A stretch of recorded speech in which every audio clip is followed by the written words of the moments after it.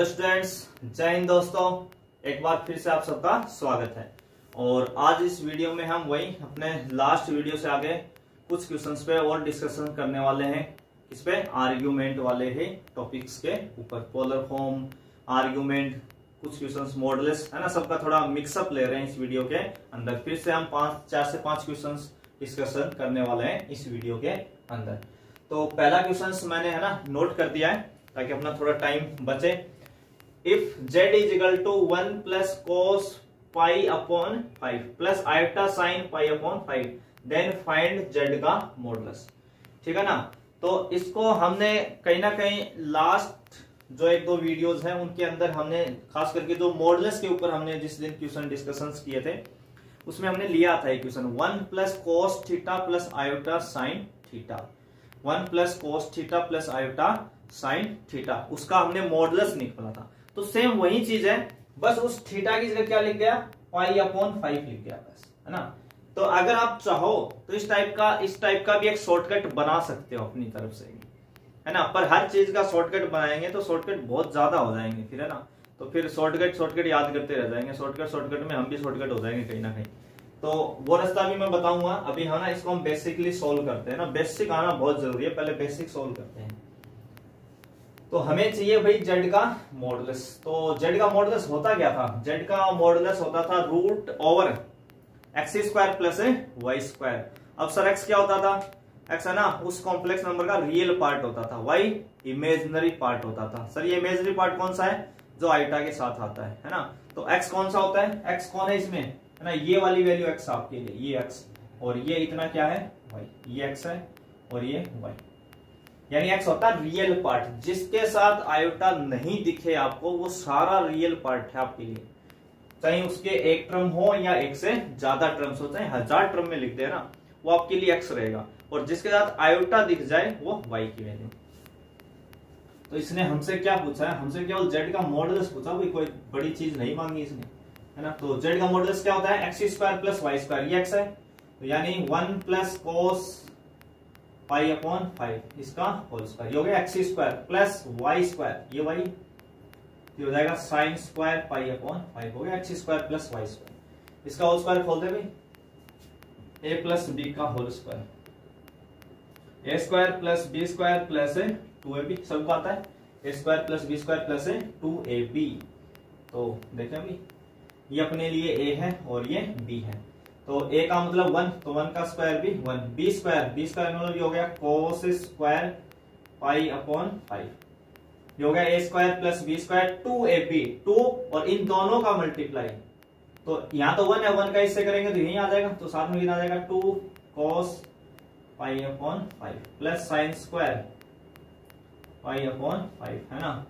अब देखो सर इसमें ना मुझे कुछ ऐसा दिख रहा है कि जिसे कुछ खास बनने वाला है, कोस square theta plus sine square theta. Sir इसको तो ना मैं देखते ही पहचान जाता हूँ, मार्केट में कहीं भी मिल जाए मुझे। तो हमें सबको पता है sine square theta plus cos square theta कितना होता है 1, थीटा की जगह कितना है पाई अपॉन 5, आगे वाले एंगल सेम है तो हमेशा 1। तो आप कर दो 1, तो ये आपका पहले से ही, और ये दोनों मिलके कितना देंगे 1 प्लस 2 कोस पाई अपॉन 5। ठीक है, अब ये 1 और 1 ऐड होके कितना हो गया, 1 और 1 हो गया 2 प्लस 2 कोस पाई अपॉन 5, है ना, ये हो जाएगा। इससे भी अगर हम 2 कॉमन ले लें, दोनों से 2 कॉमन ले लें तो ये हो जाएगा 1 प्लस कोस पाई अपॉन 5, ये आ जाएगा, है ना। अब देखो यहाँ पे क्या खेल बनेगा, यहाँ पे ध्यान रखना आपको ट्रिग्नोमेट्रिक फॉर्मूला यूज लेना है ना, ट्रिग्नोमेट्रिक फॉर्मूला यूज। मैं समझाने की कोशिश करता हूँ आपको, इसको साइड में हैंडसिक लगा लेते हैं एक बार समझने के लिए। हमने क्या फॉर्मूला पढ़ा था, हमने पढ़ा था cos square theta is equal to होता है 1 प्लस कोस 2 थीटा अपॉन 2, ये फॉर्मूला पढ़ा हो अपना। अगर इस 2 को क्रॉस मल्टीप्लाई करके यहाँ ले आए तो यहाँ आएगा, तो यहाँ कितना बचेगा 1 प्लस कोस थीटा। अगर यहाँ 2 थीटा एंगल है तो इधर थीटा होता है, अगर इधर थीटा है तो उधर 2 थीटा, यानी इधर से इधर डबल या ये इधर हाफ होता है। तो अगर 2 थीटा का यहाँ थीटा बनाए तो 2 का डिवाइड दिया, तो यहाँ भी क्या दे दोगे आप 2 का डिवाइड। ठीक है, तो ये बन जाएगा। अब यहाँ पे इस थीटा देखो, इस और इसको हम कंपेयर करवाएं तो क्या लिखा हुआ 1 प्लस कोस पाई अपॉन 5, तो थीटा की जगह क्या लिखा हुआ है यहाँ पाई अपॉन 5, तो हम इस थीटा की जगह भी कितना लिख देंगे पाई अपॉन 5 और उसमें किसका डिवाइड है 2 का, तो टोटल कितना हो जाएगा पाई अपॉन 10। तो ये कितना बन जाएगा पाई अपॉन 10। तो यानी इसकी जगह हम क्या लिख सकते हैं 2 इंटू ये हो गया 2 कॉस स्क्वायर पाई अपॉन 10। तो 2 इंटू 2 4 रूट से बाहर कितना निकल पाएगा 2 और कॉस स्क्वायर कितना निकल पाएगा कॉस पाई अपॉन 10। ये आपका क्या हो जाएगा आंसर। तो ऑप्शन हो जाएगा आपका सी है ना, ऑप्शन क्या हो जाएगा सी राइट हो जाएगा। तो ये तरीका हो गया आपका एक तो है ना बेसिक रास्ता सोल्व करने का ये है। अगर आप इसकी भी ट्रिक बनाना चाहो तो ना बना सकते हो ना, एक और याद कर सकते हो सीधा ही कि कल को अगर सर मुझे ऐसा दिखाना तो मैं ऐसे लिख लूंगा उसको है ना। क्या लिखेंगे वो देखो, अगर कल को मुझे जिंदगी में कहीं भी अगर ऐसा क्वेश्चन लिखा हुआ मिल गया कि 1 plus cos theta plus iota sine theta, अगर ऐसा मिल गया तो उसका जेड का मॉडुलस है ना मैं सीधा याद रख लूंगा 2 cos थीटा बाई 2 बस। अब इसने क्या चालाकी की इस थीटा की जगह कितना देगा ये पाई अपॉन 5 है ना। मैं तो सीधा ना अपने आंसर में ना थीटा की जगह क्या चिपका दूंगा पाई अपॉन 5 अपॉन 2 ऐसा कर सॉरी कोस था ना भाई कोस था कोस है ना कोस तो कितना हो जाएगा पाई अपॉन 10 एक स्टेप का है। अब आप हर चीज ऐसे याद करोगे तो और भी चीजों को सॉल्व कर सकते हो है ना, ऐसी कोई दिक्कत नहीं है। पर बेसिक रास्ता भी कोई बड़ा नहीं है, टाइम नहीं लगना, थोड़ी सी अगर प्रैक्टिस हो जाए है ना क्वेश्चंस की। तो पीछे भी हमने कर लिया था ऐसा क्वेश्चन कवर, फिर से एक क्वेश्चन और कवर कर लिया। Find principal argument of z, question देखिए आपका भाई फाइंड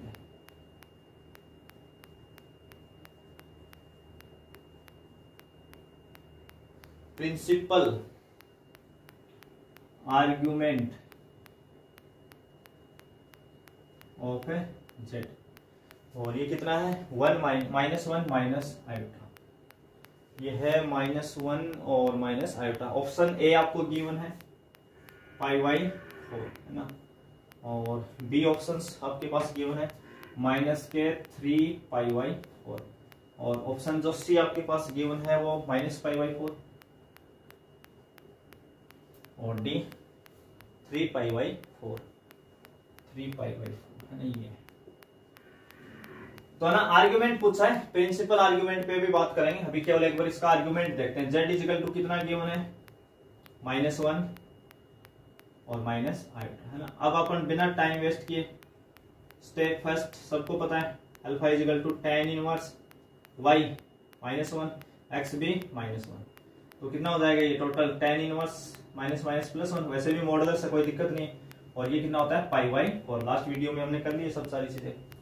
अब स्टेप सेकंड क्या कहती है कि यहाँ पे जो x है वो लेस देन 0 है और y भी कैसा लेस देन 0 है।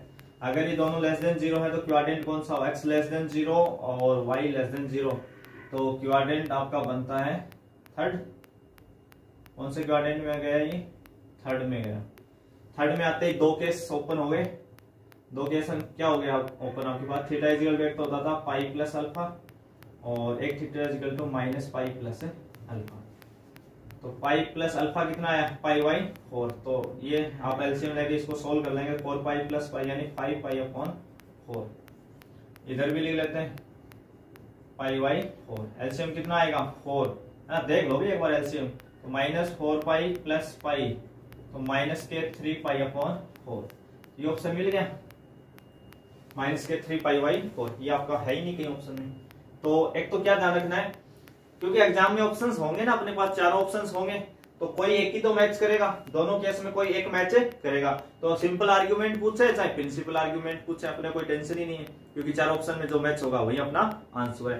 फिर भी जो आपका प्रिंसिपल आर्ग्यूमेंट होता है वो होता है -180 से +180 के बीच में, -पाई से +पाई के बीच में हम हमेशा प्रिंसिपल आर्ग्यूमेंट देखते हैं, ठीक है ना। तो ये हल्का सा आप ध्यान रख लेंगे, बाकी अपने पास ऑप्शन रहेंगे तो कोई भी दिक्कत आने वाली नहीं है। और ये क्वेश्चन हमने लास्ट वीडियो में शायद पहला या उनमें से किया था एक ऐसा क्वेश्चन कवर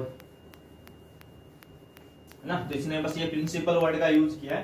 प्रिंसिपल एंगल जो होता है वो -पाई से लेस देन इक्वल भी होता है प्लस पाई के बीच में, यानी माइनस 180 से प्लस 180 और उनके बीच में हम उसको चेक करते हैं, बस इतना ध्यान रखना होता है।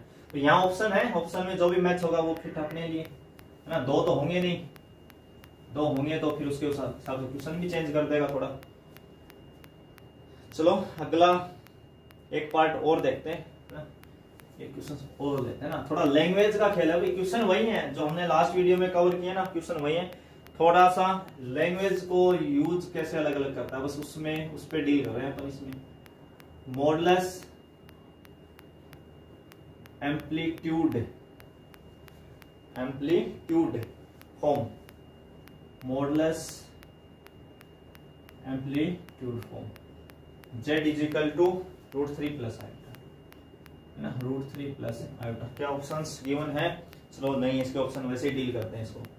मॉडुलस एम्पलीट्यूड फॉर्मूला, मॉडुलस का मतलब मॉडुलस का मैग्नीट्यूड, और एम्पलीट्यूड का दूसरा नाम क्या था? आर्ग्यूमेंट, यानी मॉडुलस आर्ग्यूमेंट फॉर्म पूछ रहा है। Oh my goodness, modulus amplitude argument दोनों को मिला के मेरे लिए हमेशा क्या बनता है ये, है ना, नाम में ही क्या छुपा हुआ है, ये तो पोलर फॉर्म पूछ रहा है सर, कुछ नया नहीं पूछ रहा, है ना।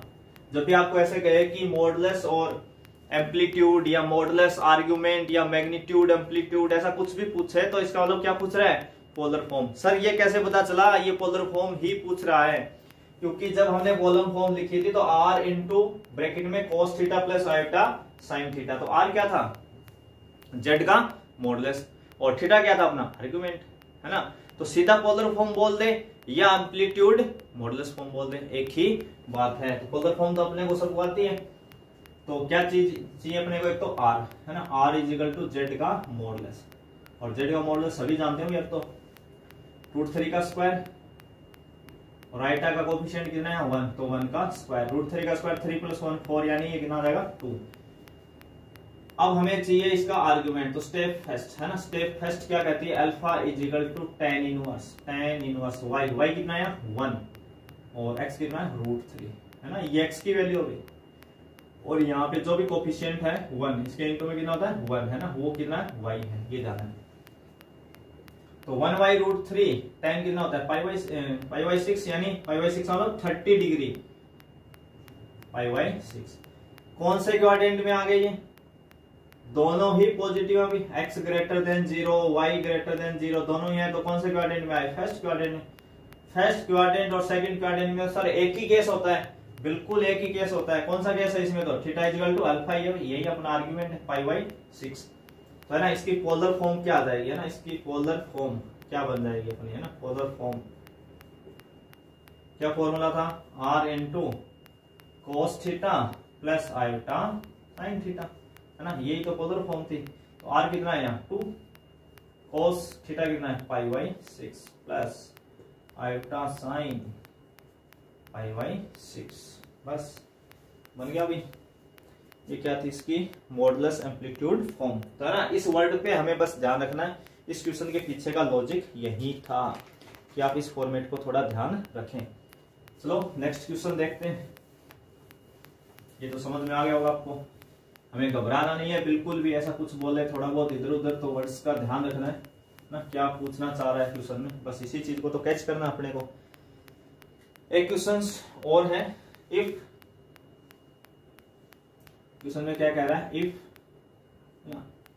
z का मॉडुलस कितना है? 4, z का मॉडुलस गिवन है 4, एंड ना, and argument of z is equal to कितना दिया है? 5π/6, 5π/6, देन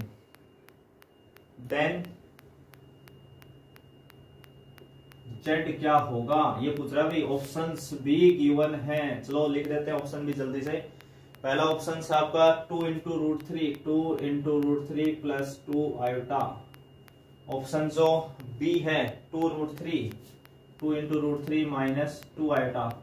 ऑप्शन जो सी है -2 × √3 प्लस 2 आयोटा, और ऑप्शन जो डी है -√3 प्लस आयोटा, है ना।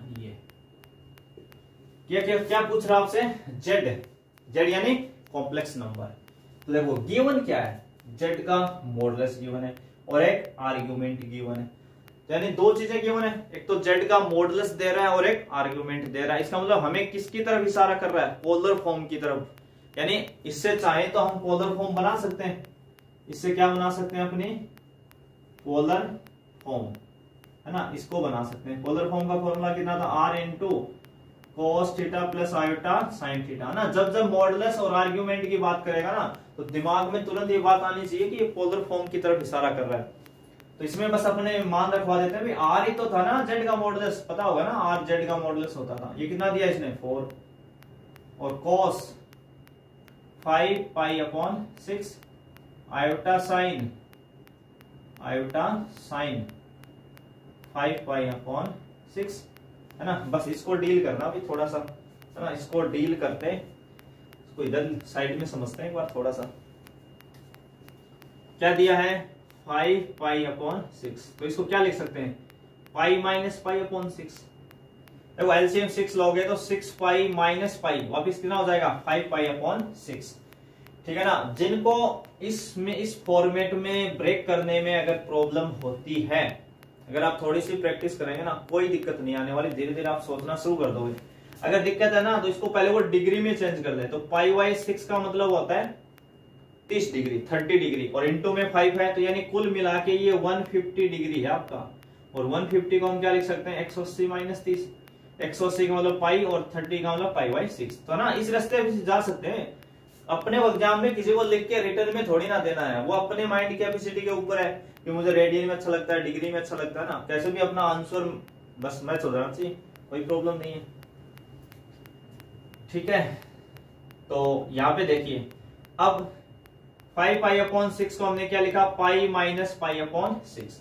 तो पहले तो कॉस की वैल्यू निकालेंगे, यानी इसकी जगह क्या लिखेंगे पाई माइनस पाई अपॉन 6, एक तो ये वैल्यू पता करेंगे और एक sine pi minus pi upon 6 इसका पता करेंगे, है ना, ऐसे सोचेंगे। तो पाई का मतलब 180 माइनस थीटा, 180 माइनस थीटा कौन से क्वाड्रेंट में गया, सेकंड में गया, और सेकंड में एएसटीसी रूल से साइन और कोसेक दो पॉजिटिव होते हैं, बाकी चारों नेगेटिव। तो कोस कैसा देगा नेगेटिव, यानी ये देगा minus sign pi upon, sorry function में नो चेंज, 180 और 360 पे नो चेंज, है ना, फंक्शन में कोई चेंजिंग नहीं होता।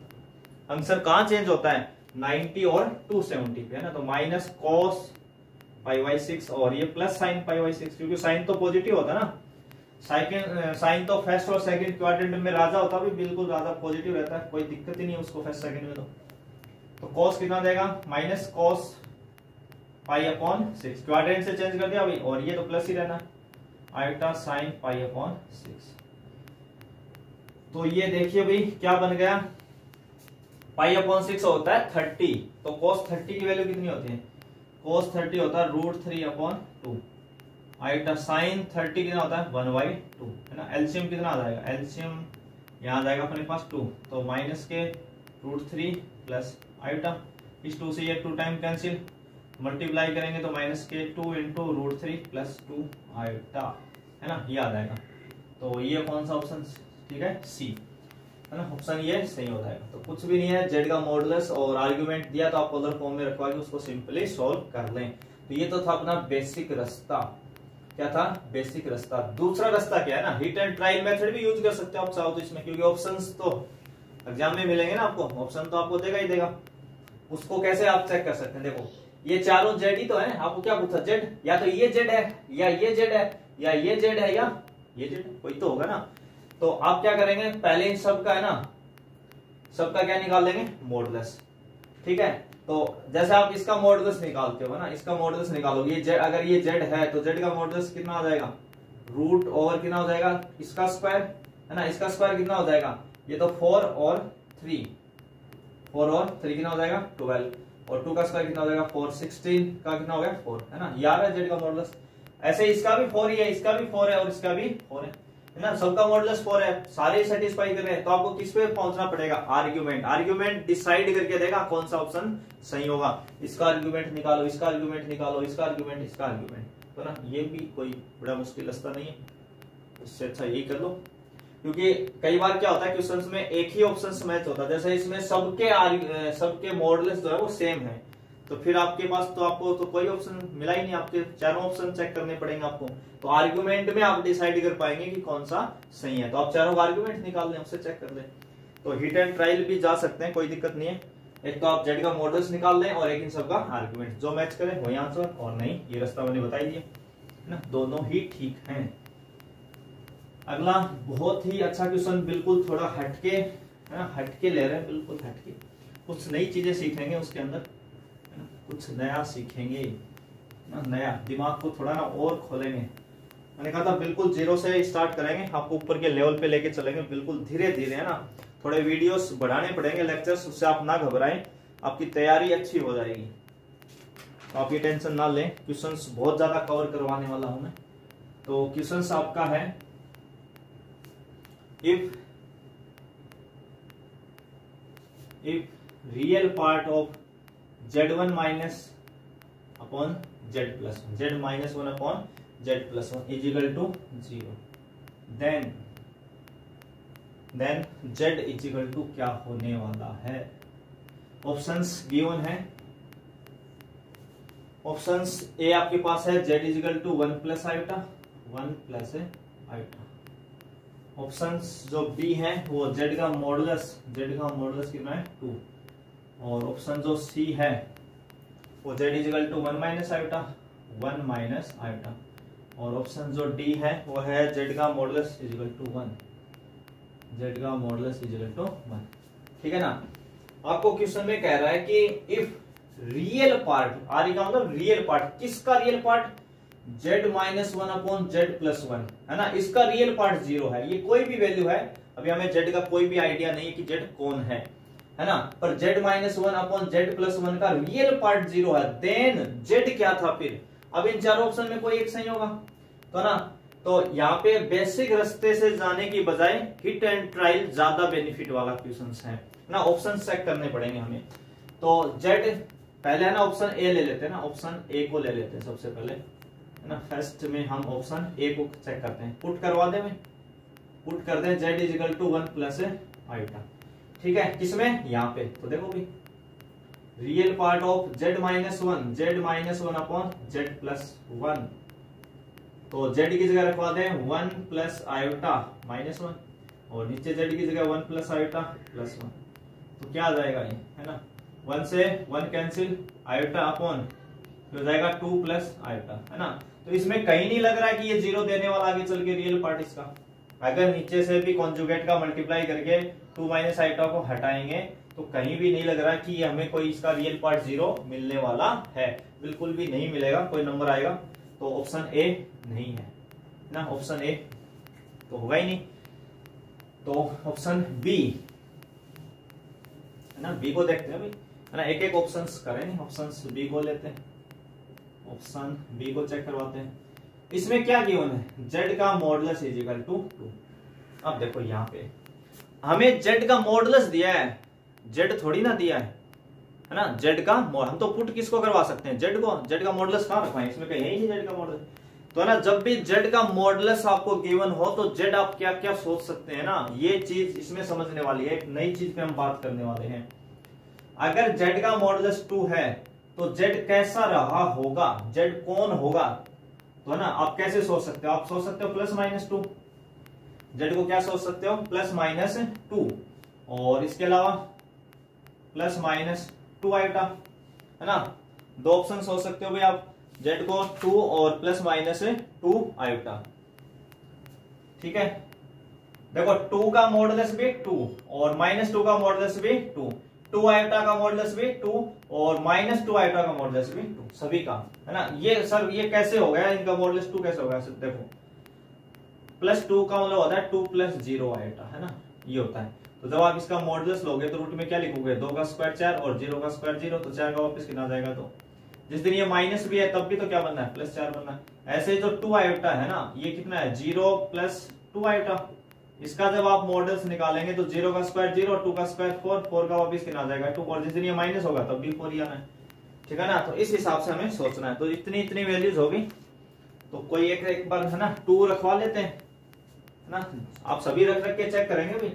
तो अगर इसमें हम 2 रखवाते हैं तो 2 जेड की जगह कितना रखवा रहे हैं 2, तो ये हो जाएगा 2 - 1 अपॉन 2 + 1। तो रियल पार्ट 1/3 बना, तो ये तो 0 कभी देगा ही नहीं अभी जिंदगी में, ठीक है ना। इसका रियल पार्ट 1/3 है, 0 कहां से आएगा, तो ये भी है ना, ये भी क्या हो गया गलत है ना। 2 आइटा आप खुद ट्राई कर ले, कोई दिक्कत नहीं है, नहीं आने वाला इसके ऊपर, है ना। सी ऑप्शंस को रखवाते हैं भाई, put z equal to 1 - iota, तो रखवा दें। रियल पार्ट ऑफ जेड की जगह कितना रखेंगे 1 - आयोटा प्लस सॉरी -1 है ना, यहाँ कितना है -1 अपॉन जेड कितना था 1 - आयोटा, 1 - आयोटा प्लस 1, तो ये कितना आ जाएगा रियल पार्ट 1 से 1 कैंसिल, तो माइनस आयोटा और नीचे 2 - आयोटा है ना, तो ये भी नहीं देने वाला, रियल पार्ट 0 इसका नहीं आएगा। तो अब अपने पास क्या बचा ऑप्शन डी, है ना, यही सही होगा भी, है ना। ऑप्शन डी क्या होगा सही होगा। अब तो ये पता लगा भी 3 नहीं है तो चौथा तो होगा ना, इसकी तो गारंटी है ही। फिर भी देख लेते हैं क्या गिवन है, ऑप्शन डी के अकॉर्डिंग क्या गिवन है, जेड का मॉडुलस 1 है। जेड का मॉडुलस 1 है तो हम जेड क्या क्या ले सकते हैं भाई +-1 और + आयोटा, क्योंकि 1 का मॉडुलस 1 और आयोटा का मॉडुलस भी 1 है ना, दोनों का। तो ये सोच सकते हैं, तो ना जेड इक्वल टू 1 रखवा देते हैं एक बार। जेड इक्वल टू कितना रखवाएंगे 1, तो 1 - 1 अपॉन 1 + 1, तो ये हो गया 0.2 और 0.2 मतलब 0, तो 0 का रियल पार्ट भी कितना हो गया 0 हो गया। तो ऑप्शन डी क्या हो जाएगा आपका सही हो जाएगा। तो ना थोड़ा सा अलग क्वेश्चन है, थोड़ा आप अलग चीजों को सीखें इस हिसाब से, खास करके ये वाली बात है ना कि अगर कल को जेड का मॉडुलस 1 है तो उसको मुझे कैसे डील करना है, जेड का मॉडुलस 2 है तो उससे क्या समझना है, 3 है तो कैसे समझूंगा, है ना। इन चीजों को लिखना, फिर उनको ऑप्शंस में रखवा के चेक करना। तो आप एक एक करके सबको चेक करवा लेंगे और सेटिस्फाई करेंगे कि किसका रियल पार्ट है 0 आ रहा है। तो आज के वीडियो में हम बस इतने ही क्वेश्चंस कवर करने वाले हैं। जो अपना नेक्स्ट वीडियो होगा वो लोकस ऑफ पॉइंट के ऊपर, यानी इसका बहुत ही इंपॉर्टेंट टॉपिक है, वो भी लोकस ऑफ ए पॉइंट, है ना। उसके शॉर्ट ट्रिकेस होंगे, आप सिर्फ क्वेश्चंस को देख के ही आंसर देंगे, पर हम बेसिक भी देखेंगे और शॉर्ट मेथड भी देखेंगे, ठीक है ना। तो मैं आशा कर रहा हूं कि यहाँ तक आपको चीजें समझ में आ रही हैं अच्छे से। हम बहुत ही धीरे धीरे चल रहे हैं और काफी वेराइटी के क्वेश्चंस भी कवर कर रहे हैं। अगर आप इनको कवर कर लेते हैं जितना मैं यहाँ से करवा रहा हूं, तो आप जो 2-3 बुक मार्केट्स में हैं उन सभी के क्वेश्चन आसानी से सोल्व कर पाओगे, कुछ भी नहीं बचने वाला, है ना। सबका मिक्सअप मैं आपको दे रहा हूँ यहीं पे यूट्यूब के ऊपर, आप अपनी अच्छी तरीके कर सकते हैं। बस प्रैक्टिस के लिए आप कोई भी रख लें, वो कोई दिक्कत नहीं है। तो यहाँ तक देखने के लिए फिर से आप सभी का एक बार धन्यवाद।